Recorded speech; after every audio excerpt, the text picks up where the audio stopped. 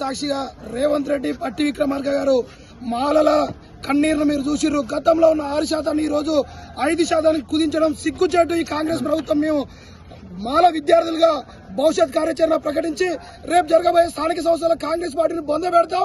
మాలల్ని తక్కువ స్థాయి చూస్తున్నారు. మీరు మందకిచ్చిన భయపడి ఈ రోజు 9% చేసిర్రు. గతంలో ఉన్న దాన్ని తుంగలో దొక్కిర్రు. మీరు కులగణన చేసిర్రు. వాస్తవ కులగణన లేదు. బీసీల జనాభా తగ్గించిర్రు. మీ దళితుల కులాలను తగ్గించిర్రు. మీ యొక్క అగ్రకుల జనాభా ఎక్కువ చూపిస్తున్నారు. కబద్దార్ రెడ్డి పాలకులారా, మాలల సత్తా ఏందో భవిష్యత్తులో చూపిస్తాం. మాలలకు అన్యాయం చేసిన పార్టీని బొంద పెడతాం. మాలలు రాజకీయంగా మేమే స్వతహాగా ఒక రాజకీయ పార్టీ పెట్టి మా దమ్మేందో చూపిస్తాం. తెలంగాణలో అన్ని పార్టీలు కూడా అందరూ కూడా మందకిస్తాయి అంటుంటారుగా. మాలల దమ్మేందమ్మేం చూపిస్తాం భవిష్యత్తులో. కబద్దార్ రేవంత్ రెడ్డి బట్టి విక్రమార్క.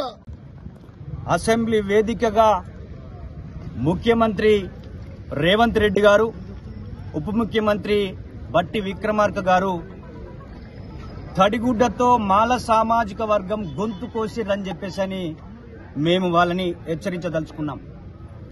నిన్న షమీం అఖ్తర్ కమిషన్ ఏ రిపోర్ట్ అయితే ఉందో కనీసం అసెంబ్లీలో ఒక హౌజ్ కమిటీ వేయకుండా మాల ప్రతినిధులని, మాదిగ ప్రతినిధులతోటి ఆ రిపోర్టుని అధ్యయనం చేపించి దాదాపు ఒక 3-4 రోజులన్నా ఆ యొక్క ఇష్యూ పైన అధ్యయనం చేపించి దాన్ని ఏ విధంగా చేయాలనో నిపుణులతో చర్చించి చేస్తే బాగుండేది. ముఖ్యంగా మాల సామాజిక వర్గానికి కాంగ్రెస్ పార్టీ ద్రోహం చేసిందని చెప్పేసి మేము భావిస్తా ఉన్నాం. మరి వర్గీకరణ చేసేటప్పుడు 2011 సెన్సెస్ ఉమ్మడి రాష్ట్రంలో చేశారు. మరి ఈరోజు 2024 సెన్సెస్ ప్రకారం 70 లక్షల మంది దళితులు ఉంటే అందులో 30 లక్షల మంది మాల సామాజిక వర్గం ఉన్నారు.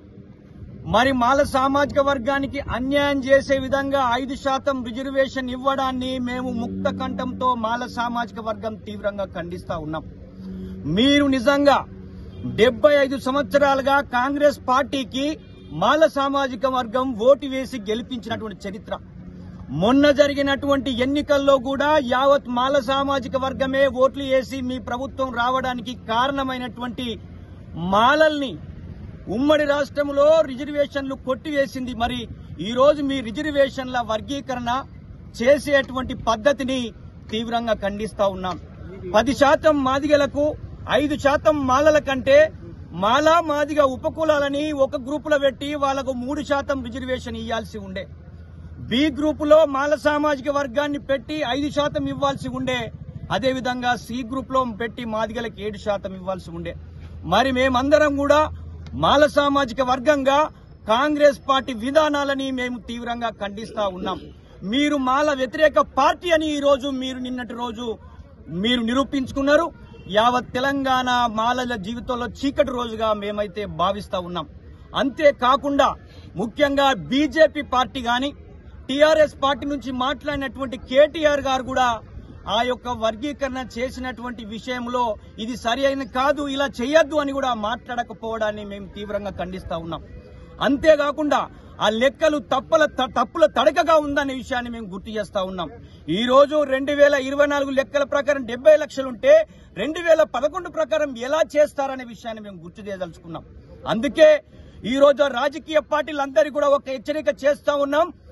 తెలంగాణలో ఉన్న 30 లక్షల మంది ఈ 3 రాజకీయ పార్టీలకు వ్యతిరేకంగా ఒక ప్రత్యామ్నాయ రాజకీయ శక్తిగా మారడానికి మొత్తం కూడా యావత్ తెలంగాణలో ఉన్న మాలలంతా కూడా ఈ వర్గీకరణ చేసిన తీరుతెన్నుల పట్ల మొత్తం జిల్లాలలో కాంగ్రెస్ పార్టీ దిష్టి బొమ్మలు రాస్తారోకోలు చేయాలని చెప్పేసి యావత్ తెలంగాణ సమాజానికి పిలుపునిస్తూ కాంగ్రెస్ పార్టీ మాలల వ్యతిరేక పార్టీ అని ఈ రోజు మాల సామాజిక వర్గం అంతా కూడా మనం నిర్ణయించుకోవాలి.